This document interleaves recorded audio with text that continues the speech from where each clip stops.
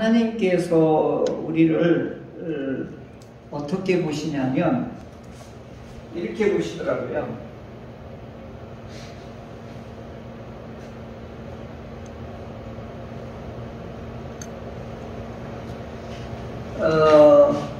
이게 하나님의 집이에요. 당시 성경에는 이렇게 표현해요. 성경에 보면 이 집이라고 하는 게 굉장히 많이 나오고요. 또 구약에는 또 장막이라고도 많이 표현해요. 장막.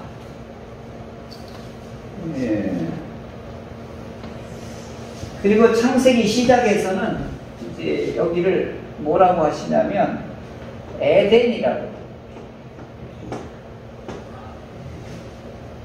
그리고 요한계시록 같은 데는 이게 보좌라고 해요. 보좌. 그리고 신약에 와서는 이걸 교회다 이렇게 말하고. 이게 용어는요, 시대 이 시간과 역사 속에서 하나님이 이렇게 다양하게 용어는 이게 바뀌어요. 용어는 바뀌는데 중요한 게 이게 뭐냐? 하나님의 집이든 장막이든 이게 이제 장막이라는 게 이게 텐트잖아요. 텐트인데 우리는 단순하게 무슨 뭐 야영 생활하는 걸로만 이렇게 생각하는데 그게 아니에요. 이게 거한다라고 하는 뜻이에요. 우리 말하면 스위트 홈이다 그런 뜻이에요. 함께한다. 그러니까 장막을 딱 한다라고 하면 안전하고 보호하고 그 다음에 여기는 화목하고 이게 이제 다 포함된 것이 장막 이렇게 하는 거예요. 그러니까 이스라엘 사람들은 장막하면 편안함을 느끼는 거예요. 우리 여행 가서도 늘 한 3, 4일 지나면 집이 그립잖아요. 이렇게 생각하시면 돼요. 그래서 이 이제 특징이 뭐냐면 이게 집이라고 이렇게 할 때 여기 집이 핵심이 뭐냐면 하나님이 계신 곳이에요. 하나님이 계신 곳을 집이라고 그러는 거예요. 집이 하나님의 이게 집이에요. 하나님이 딱 하고 계셔요. 그러면 그 집에 흐르는 정서는 어떨 것 같아요? 그 하나님이 무슨 일을 주로 딱 할까요? 보호하시고. 뭐라고 했죠? 보호하시고. 보호. 있으니까 하나님은 이 안에 있는 사람들 어떻게 하는 거예요? 보호하시는 거지요. 자, 그러면 보호만 하실까요? 말 안 듣고 잘못하고 삐뚤어지고 그러면 어떻게 해요? 그걸 또 뭐라고 할까요? 이걸 통치라고 하는 거예요. 통치. 이 거버넌스 이게 이제 통치권을 얘기하는 거거든요. 근데 이게 통치권이 이게 나쁜 의미에서 그런 게 아니에요. 이 통치권이 없어지면 개판되는 거예요. 무질서하게 되고요. 혼란스러워져요. 그래서 현대에서 나라마다 공동체마다 위기가 뭐냐면 지도력이 없어지는 거예요. 통치 지도력이 없어지면 그 공동체나 그 국가는 혼란에 빠지게 돼요. 그러니까 이 하나님의 이 계신 집은 특징이 뭐냐면 하나님의 첫째가 뭐예요? 보호하심이에요. 그러니까 하나님의 전적인 책임이 있는 거예요. 두 번째 뭐예요? 잘못된 거나 하게 되면 어때요? 항시 이 안에는 무슨 질서가 있는 거예요? 이 통치권의 질서가 있는데 이게 이제 창조 질서예요. 창조 질서가 운행되어지는 곳을 하나님의 집이다. 이렇게 크게 이렇게 대별하는데 이게 창세기에서부터 계시록까지 이게 그대로 가는 거예요. 이게 시간과 공간을 타고서 이게 계속 흘러가는 거예요. 시간과 역사의 공간을 타고서 시간과 역사의 공간을 타고서 이렇게 흘러가는 거예요. 그러면 이 창세기에서 하나님께서 여기에 최초로 모든 피조물들을 창조를 하시죠. 이거 한마디로 말하면 하늘들과 땅, 이걸 이제 창조를 하시죠. 그 다음에 마지막으로 누구를 하죠? 사람을 창조하시죠. 그 다음에 세 번째 하나님이 뭐라고 그러죠? 창세기 2장 1절에 뭐라고 그러죠? 일곱째 날에 시식, 안식하다. 그렇게 나오죠? 안식이 나오죠? 이 안식이 뭐냐 하는 거죠. 이 안식, 하나님이 안식하셨다라고 하는 게 뭐냐, 이 창조의 모든 과정을 이게 마쳤다라고 하는 뜻이에요. 마치다. 그 다음에 뒤에 또 이 마치고 나서 뒤에 또 설명이 있는데 쉬다 이런 말이 나오죠. 자, 이 쉬다라고 하는 것은 오늘 우리들처럼 이렇게 그냥 이렇게 한숨 쉬고 뭐 그냥 편안하게 있는 게 아니에요. 하나님께서 이 안식은 무슨 뜻이냐면 이것을 누리는 거예요. 누리신다. 이게 좀 설명을 드릴게요. 이거예요. 신 집사님, 수민이가 태어났어. 해가지고 태어났어. 그래 태어났는데 하루 이틀 사흘 나흘 하니까 어떻게 해? 점점 어떻게 해야 돼요? 막 미워요? 싫어요? 이놈 시키가 이게 젖만 먹어? 이러냐? 이때부터 이 태어난 이 생명으로부터 어떻게 해요? 막 얘가 나한테 주는 게 있어요. 뭐죠? 막 기쁨을 줘요. 그러면 어떻게 해? 이 엄마 아빠는 좋다 그러지, 그죠? 이게 안식인 거예요. 무슨 얘기인지 알겠어요? 이제 이런 거예요. 만약에 이제 저 서예가나 화가가 막 죽을 고생해서 작품 하나를 탁 만들었어요. 전시관에 딱 걸었는데, 내가 이게 내가 창의물을 하나 만들었어요. 그랬더니 어떻게? 우와, 도공이 고래청자 같은, 조선 맥자처럼 탁 튕겨왔더니 그냥 띵 소리 나면서 그걸 자기가 어떻게 이렇게 만들어졌는지 모르지만 너무너무 기뻐하고 이런 명작이 어서 태어나다니 하면서 이게 내 새끼 같이 이렇게 기뻐하고 즐거워하는 거. 그걸 뭐라고요? 이걸 안식이라고 하는 거예요. 안식. 완전히 바뀌어야 돼요. 나중에 이제 안식에 대한 공부할 때 또 말씀드리겠지만, 자, 하나님께서는 이렇게 모든 것을 하고서 이 보호와 통치 속에서 하나님은 뭘 하신다? 여기서 세 번째 뭐 하신다? 안식하신다. 그래서 마지막 창조 다 한 다음에 사람까지 마친 다음에 뭐라고 그랬죠? 심히 좋았더라. 이게 안식인 거예요. 근데 오늘 우리들이 안식의 개념은 뭐냐면 일과 노동과 수고와 땀 흘리는 거 거기서부터 쉬는 걸로만 이렇게 아주 요만한 걸로만 생각하는데, 진짜 안식은 뭐라고요? 하나님께서 만들어 놓으시고 창조하신 걸 보고 뭐 하는 거예요? 즐기시고 누리시고 이렇게 하는 걸 말하는 거예요. 자, 이제 이렇게 해서 이 모든 피조물들이 여기 안에서 막 지금 어떻게 돼요? 막 드물드물 막 창조 질서가 돌아가고 있는데, 하나님께서 오늘 이 피조물들에게 첫 번째 언약을 맺는 거죠. 여기 아담하고 하나님하고 언약식을 체결해요. 언약식을 하는데, 이게 이제 무슨 언약이냐 하는 거죠. 이제 무슨 언약이냐.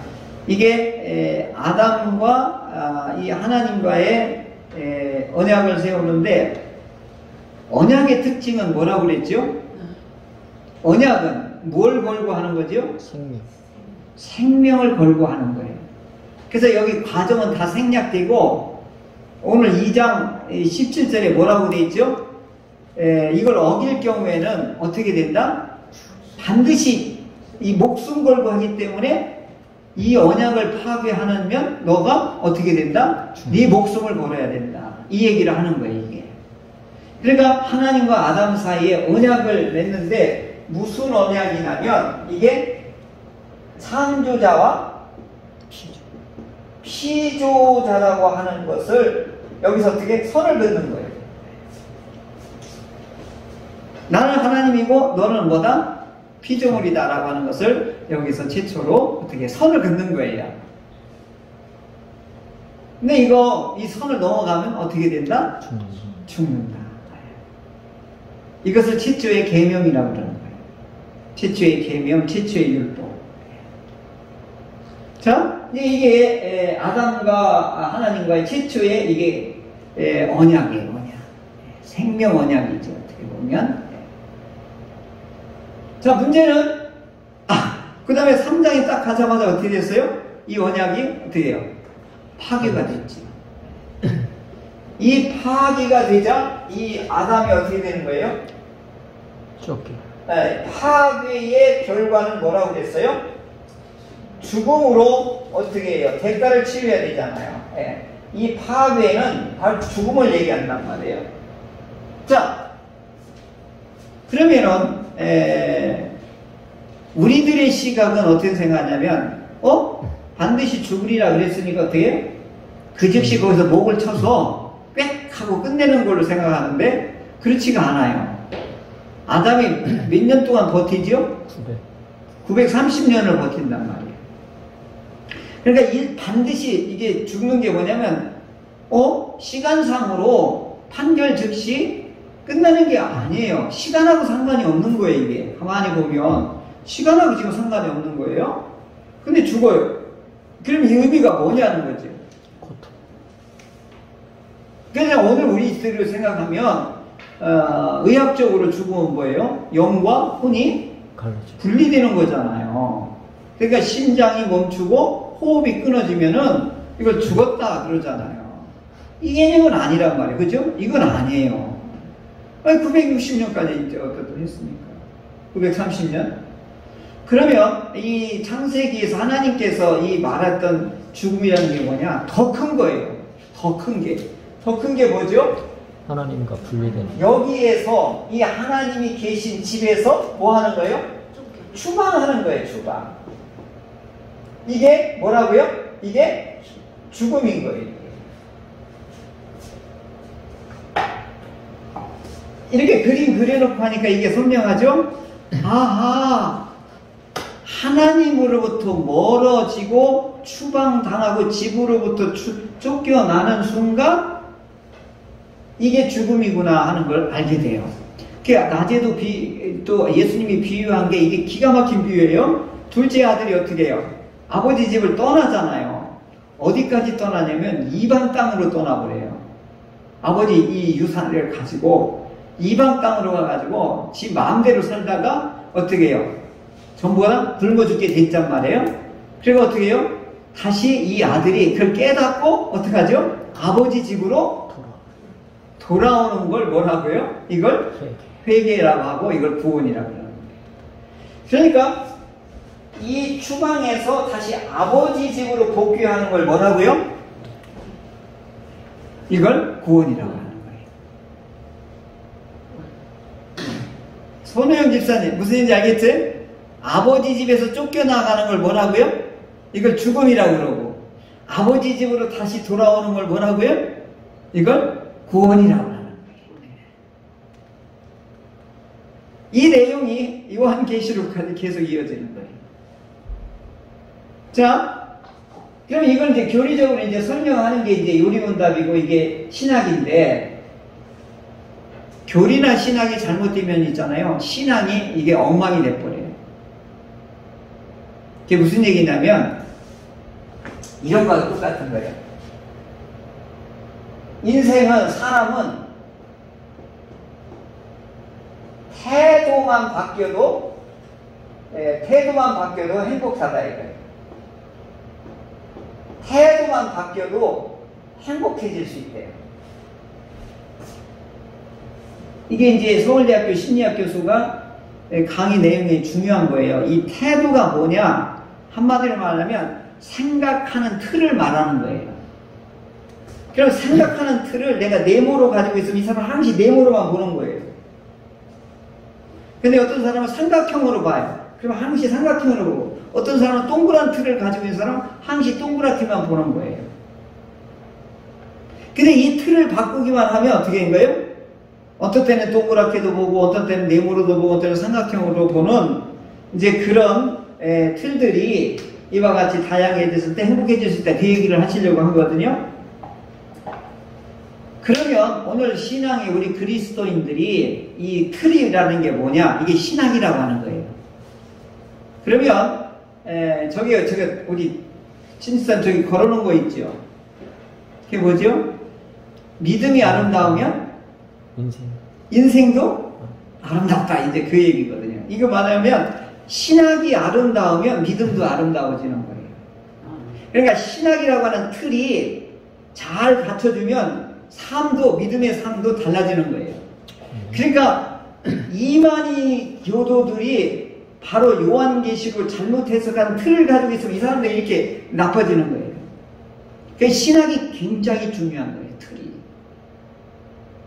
신앙이라고 하는 것은 흐르는, 우리로 말하면 된장국, 따끈따끈하게 끓이는 된장국과 같은 거고, 신학은 된장 국그릇을 말하는 거예요. 자, 그걸 아무리 맛있는 팔팔팔 끓이는 거라도 그릇이 망가졌다든가, 그릇이 잘못되면 이 된장국 자체가 어떻게 해요? 다 버려야 되잖아요. 그러니까 이 틀과 내용물은 어떻게 같이 가야 되는데, 틀이 일단은 중요하다 이거죠. 그래서 우리가 이걸 교리라고 그러는 거예요. 그리고 이걸 신학이라고 그러는 거예요. 그리고 내용은 뭐예요? 이걸 성경 말씀, 이걸 복음, 이렇게 말하는 거죠. 그러면은 여기서 이제 말한 것처럼 추방당한 걸 이제 뭐라고 하느냐? 이걸 이제 관계로 이렇게 이제 보는 건데,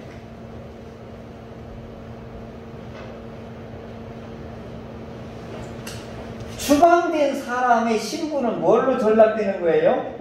신분은 집에서 쫓겨난 자는 이제 뭐가 되는 거예요? 아버지로부터 버림받고 아버지로부터 추방당한 사람은 이때부터 이걸 뭐라고 그러죠? 아버지 없는 사람을 고아라고 하는 거예요.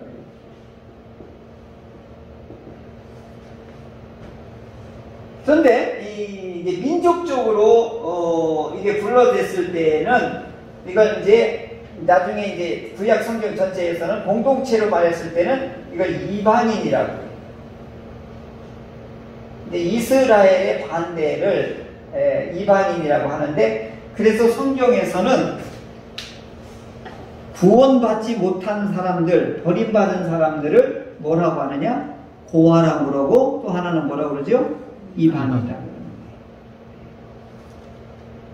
거예요. 이런 내용들이 이제 성경의 역사를 타고 막 길게 나오니까 이제 성도들이 이게 다 읽어보지도 못하니까 이제 헷갈리게 되는 거죠. 근데 이런 틀 속에서 이렇게 보면 이제 금방 이해가 될 수 있습니다. 자, 이제 결국은 반드시 죽으리라가 결국은 뭐냐? 이게 추방인 거예요. 그리고 이 아담과 하와가 하나님께 언약을 파괴한 것을 이걸 뭐라고 또 하냐면 인간 타락이라고 이렇게 또 부르는 거예요.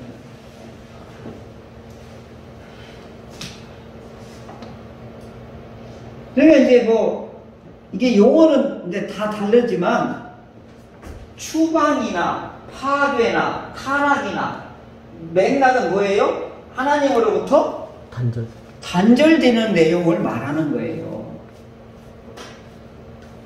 자, 그러면은 이렇게 하나님으로부터 단절되는 결정적인 요인이 뭐예요? 불순종. 예? 결정적인 게 뭐죠? 죄라고 하는 거예요.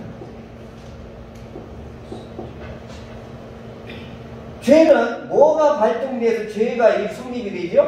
하나님의 말씀을 어떻게 하는 거죠? 불순종. 파괴하는 게 결국은 뭐죠? 불순종으로 파괴하는 거잖아요. 그래서 하나님의 말씀을 듣고 알고 간직한 사람이 이걸 버리는 거. 이게 행동으로 이렇게 거부하고 행동으로 버리는 거.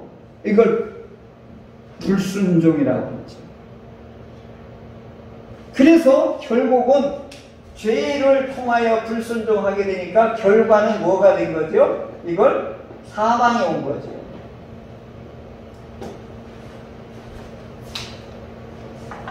자, 그렇다고 하면 이제 이어서 교리가 이걸 설명하는 거예요. 이제 요리문답의 교리가. 그러면은 그렇게 멀어지고 분리되고 떠난 사람들의 상태는 어떻게 되냐? 이제 이렇게 그럼 무슨 상태로 전락되고 말았어? 이렇게 묻는 거예요. 그랬더니 이걸 설명할 수 있어야 돼요. 무슨 상태가 됐죠? 비참하게. 예, 비참하게 됐다 이거예요. 그 다음에 결국은 뭐냐? 비참하게 돼서 결국은 죽게 되는데 어디까지 가게 되냐면 영원한 심판 불못에 가게 돼 있다. 이게 바로 이게 저주와 심판에 놓여 있는 것이다. 이걸 쫙 1번, 2번, 3번, 4번 막 이렇게 설명하는 거예요. 자, 하나님으로부터 멀어지고 단절되고 죄로 인하여서 불순종하고 그 죽음의 상태에 이루어진 것이 뭐냐? 비참하게 된 것이다. 비참한 건 뭐냐? 하나님의 저주와 심판 속에 놓여지게 된 것이다. 이 땅에서 그러면 어떻게 사느냐? 땀 흘리며 죽을 고생을 다 하다가 이제 영원한 고통으로 들어가게 되는 것이다. 아, 그럼 어떻게 해야 돼요? 그럼 어떻게 돼야 되냐고요? 영원한 불못의 지옥에 가게 되는데, 그럼 어떻게 해야 돼요? 하나님은 뭐 하고 있는 거예요? 그랬더니 하나님이 예정하사 한 구속자를 세웠다. 이제 드디어 누가 이제 등장하는 거예요? 예수님이 이제 등장하는 거예요.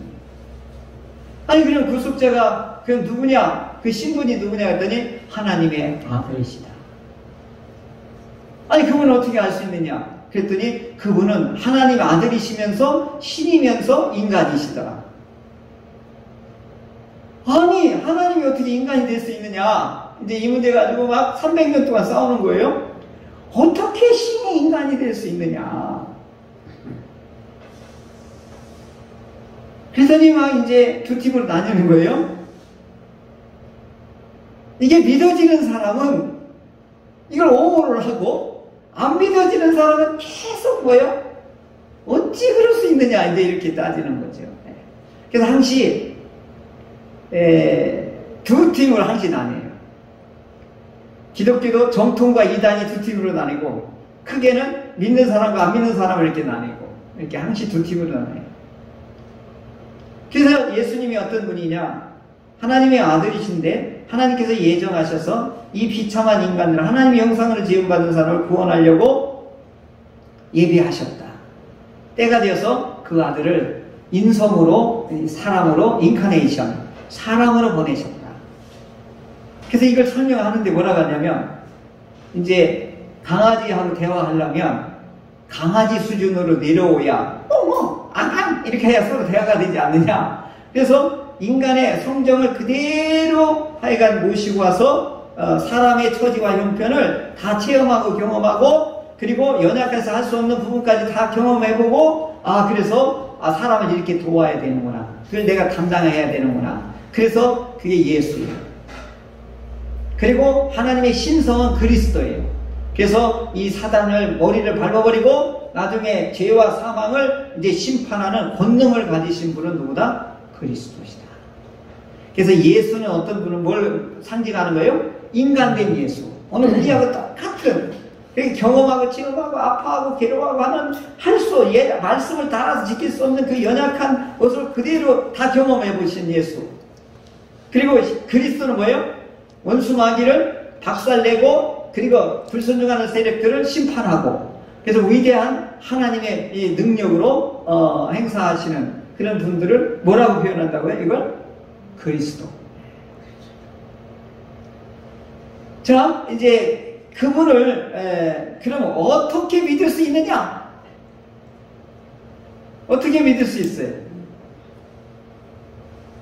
이건 이제 이게 우리 디스커션 하면서 하면 재미나요. 이게 원래 요리문답이 이렇게 주거니 받거니 하면서 하게끔 되어 있거든요. 그러면 그 하나님의 아들이라고 하는 것을 어떻게 알 수 있고 어떻게 믿을 수 있느냐?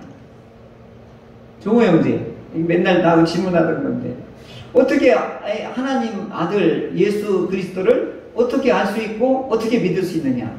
이게 이제 구원론의 이제 출발이거든요.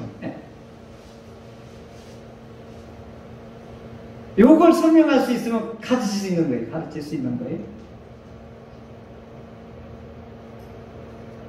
설명할 수 있나요? 잘 모르겠어요. 이게 이제 유대인들은 이걸 잘해요. 몰라도요. 막 이런 얘기도 해보고 저런 얘기도 해보고 내 생각은 이렇게 했다가 막 이렇게 얘기해요.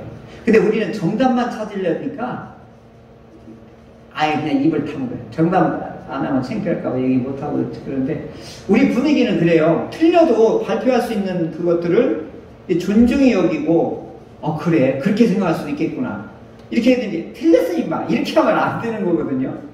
그렇게 생각할 수도 있잖아요. 엉뚱하게 생각할 수도 있고 다르게 생각할 수 있다는 얘기지. 그게 우리는 정답만 가지고 살아가는 건 아니잖아요.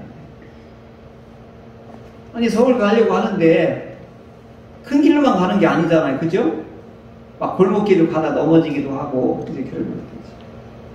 자, 이걸 이제 요리문답에서 이걸 설명을 하는 거예요. 왜냐하면 이 사람들은 이해가 돼야 믿어지니까. 그러면 우리가 예수를 내가 믿고 싶어서 믿은 사람 있나요? 전부 뭐예요? 이걸 뭐라고 하냐면 네가 행동이 바라서 판단력이 좋아서 이제 그래서 믿어진 게 아니라 하나님의 은혜의 선물로 인하여서 믿어지게 되었다. 그 은혜의 선물이 뭐냐? 성령님이 너의 생각과 너의 눈과 너의 마음을 열어서 예수님이 누군가를 알게 하고 인식하게 하고 그분을 받아들이게 하신 거다. 그래서 예수님이 성령으로 잉태되어 동정녀 마리아에게 나신 것들을 성령님께서 알게 하시고 믿게 하시고 그것을 행할 수 있도록 성령님이 너를 도와서 하셨기 때문에 네가 믿음을 가지게 된 것이다. 할렐루야. 이 원칙이 여기에 적용되는 거예요. 그래서 이걸 효과적인 하나님으로부터의 부르심이다. 이제 요르문데서 이렇게 표현하는 거예요. 네가 어떻게 효과적으로 믿게 되었느냐 했더니 성령님으로 인해서 믿어지게 되었다. 할렐루야. 그래서 우리가 옛날에 전부 이런 거예요. 은혜 받아야 돼. 이게 무슨 뜻이에요? 성령님을 통하여 예수님을 믿고 성령님을 통하여 은혜를 받으면 그때서 되는 거야. 우리 어른들이 이렇게 표현한 거야. 선배님들은 은혜 받으면 돼. 은혜. 그게 뭐예요? 하나님의 선물을 받으면 돼. 그 하나님의 선물을 일명 뭐라고 했냐면 성령님 보혜사다 이렇게 표현한 거예요. 보혜사 성령이 너에게 임하시면 죄에 대해서 의에 대해서 심판에 대해서 그리고 거듭나게 하시고 눈이 이렇게 확 열려지게 해서 예수님이 누구신가를 보고 듣고 알게 하신다. 그래서 이제 이런 과정들을 이렇게 해서 하나님의 아들이 오늘 십자가에서 피를 통하여 구원의 길을 열어놓으셨는데 이게 길이요 진리요 생명이다 이거예요. 자, 이게 굉장히 중요한 거예요. 여기서 떠난 걸 뭘 잃어버린 거죠? 하나님의 관계에서 하나님의 집에서 떠난 걸 뭘 잃어버린 거죠? 생명을 잃어버린 거잖아요. 이게 뭐죠? 하나님의 보호에서 이탈됐기 때문에 뭘 잃어버린 거예요? 생명을 잃어버린 거예요. 그래서 뭐가 어떻게 된 거예요? 죽게 된 거잖아요. 그러면은 생명으로 하나님의 이 집은 무슨 집이에요? 진리의 집이잖아요. 그럼 길은 뭐예요? 이 진리의 집으로 뭐 하는 거예요? 다리를 놓는 거란 말이에요.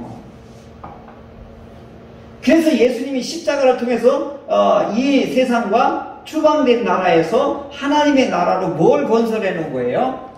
다리를 건설해 놓은 거예요. 그래서 이 비참에서 하나님의 효과적인 부름을 통해서 이분들이 이제 뭐가 됐느냐 하는 거죠. 그래서 저 십자가를 통해서 의롭게 되었다.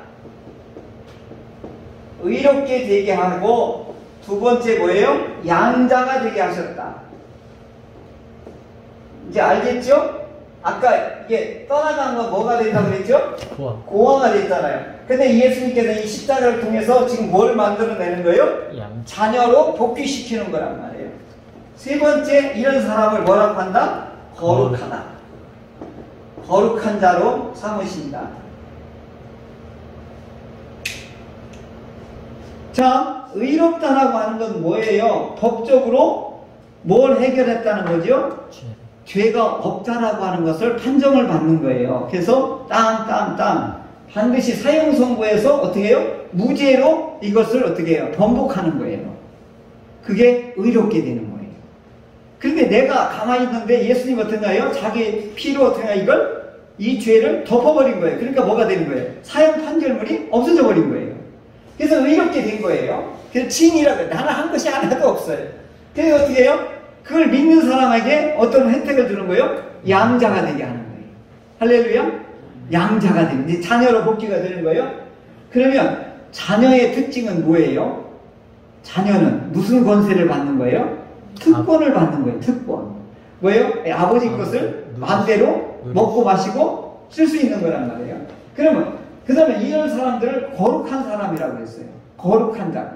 이게 뭐예요? 하나님 안에 들어왔으니까 뭐가 되는 거예요? 고아나 이방인이 아니라 구별된 사람이 된 거예요. 그러니까 이 거룩한 사람들이 됐는데, 이 사람들을 이제 신약에서 뭐라 하냐면 성화된 사람들이다. 성화를 이루어가는 사람들이다. 이렇게 표현하는 거죠. 자, 그러면 양자가 되고 의롭게 되고 거룩한 성도가 되었으면은 이제 이분들이 하나님의 자녀답게 살아가야 돼요. 그럼 뭐가 제일 필요할까요? 살아가는데 이 거룩한 성도들에게 제일 필요한 게 뭘까요? 무슨 법이 필요할까요? 도덕법이 필요한 거예요. 수준 품이 있는 삶을 살아가야 되는 도덕법이 필요한데 그게 뭘까요? 하나님이 주신 법을 너희가 알고 듣고 하나님의 법을 찾고 알아가라, 이렇게 얘기를 해요. 그러니까 무슨 얘기냐면 알아가라는 게 굉장히 알라 계속 이렇게 나와요. 근데 이게 뭘까 했더니 기가 막힌 말인 거예요. 알라라고 하는 것은 뭐냐면 야다예요. 야다. 그게 무슨 얘기냐면 결혼을 딱 했어요. 이게 언약식을 했어요. 결혼을 다 했어요. 이제 부부가 되었어요. 그럼 끝난 거예요? 이때부터 치열한 무슨 싸움이 벌어지죠? 치열한, 서로 알아가는 치열한 전쟁이 일어나는 거예요. 그걸 야다라고 하는 거예요.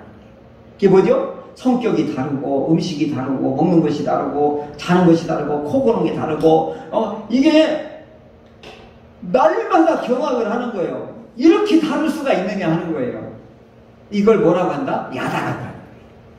경험을 통해서 서로 부딪히면서 선을 뭐 하는 거라? 왜 이걸? 이걸 알아가는 거라. 그러니까 결혼은 시금만 아름답지 살아가는 동안에는 뭐 하는 거예요? 치열한 무슨 싸움이, 치열한 무슨 게 나오는 거예요? 갈고 닦고 알아가고 이런 과정들이 필요한 거죠. 그래서 하나님의 이제 구원을 받은 자녀로서 이렇게 들어오게 되면 그때부터 하나님과 무슨 작업이 이루어지는 거예요? 알아가는 작업이 필요한 것을 이걸 뭐라고 한다? 성화, 거룩하여진다. 이렇게 표현하는 거죠. 그래서 하나님께서는 너는 알라라고 계속 하는데, 예, 그러면서 이제 구체적으로 안 되니까 뭐라고 해요? 십계명을 주시는 거예요. 십계명이 뭐라고 하죠? 제일 중요한 게 뭐냐? 나는 너의 하나님이니까 너 내 안에서 들어와서 잘 살아야 돼. 두 가지를 얘기해요. 십계명의 핵심이 뭐죠? 두 가지만 얘기해요. 오늘 몇 가지 하면 끝나는데, 하나님께서 너희가 이제 나 안에서 살면 두 가지만 지켜라 이거예요. 하나는 뭐죠? 하나님을 사랑하고, 하나님을 목숨을 다하고 힘을 다하고 뜻을 다하여 어떻게 하라?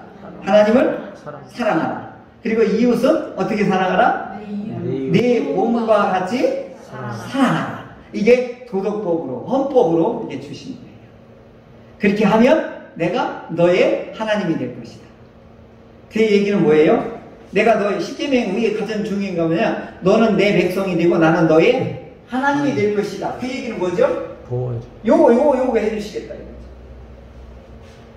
근데 신기한 건요, 하나님이 이렇게 해주시네요. 우리 삶 속에서 하나님이 이걸 해결해 주는 것, 이와 같이 해주시는 걸, 통치와 보호하심을 우리가 뭐 하는 거예요? 하나님이 주신 안식을 계속 받아가면서 누리는 거예요. 아멘. 누구에게? 하나님의 말씀에 순종하고 하나님을 사랑하는 자, 이웃을 사랑하는 자에게 하나님이 책임져 주시는 거예요. 그러니까 뭐죠? 무엇을 먹을까? 무엇을 마실까? 무엇을 입을까? 이건 고아들하고 이방인들만 생각하는 거야. 자녀는 아버지가 다 책임져 주는 거야. 그걸 경험하고 체험하고 그러면서 하나님과 더 어떻게 되라는 거예요? 인격적으로 더 깊어져라 이게. 신앙생활이 그런 거다. 그러면서 찬양하면서 기도하면서 예배 드리면서 더 하나님과 어떻게 하라는 거예요? 관계가 더 가까워지는 거예요. 더 친절해지고 더 좋아지는 거죠. 그러니까 이렇게 쓸데없이 그냥 집에 가서 텔레비전 보고 있고 그러면 하나님과 더 가까워지겠냐고요. 점점 공고해지는 거예요. 그래서 이런 것들이 좀 안타까운데 코로나 핑계를 대고 하지만 육신의 소욕을 자꾸 쫓아가다 보면 어떻게 돼요? 나중에 이 가슴이 어떻게 되냐면 아까 말한 것처럼 불확실에 시달리게 돼요. 그리고 사는 의미를 못 느껴요. 모순이다 이렇게 하고 그 다음에 어때요? 교회 다녀도 별거 없네 라고 무슨 감을 느끼는 거예요? 허물을 느끼는 거예요. 그러면 뭐가 지금 불완전해서 그런 거예요? 하나님의 뭐가 없어지는 거예요? 보호와 통치와 안식이 없다는 얘기를 이렇게 핑계대는 거죠. 이게 무서운 일이란 말이죠. 그래서 사단의 전략은 한 사람을 확보하라. 두 번째 뭔지 알아요? 복음을 아리까리 하라. 사단의 전략. 그러니까 우리는 어떻게 해요? 이 사단의 전략을 무너뜨리면서 이거 하나님의 보호와 통치와 안식에 자꾸 들어가기로 해서 부단하게 뭐 하는 거예요? 반복. 찬송도 반복, 예배도 반복, 기도도 반복. 자꾸 반복하는 것이죠. 이제 하나님의 보호와 은혜가 안식이 우리 모두의 있기를 주의 이름으로 축원합니다.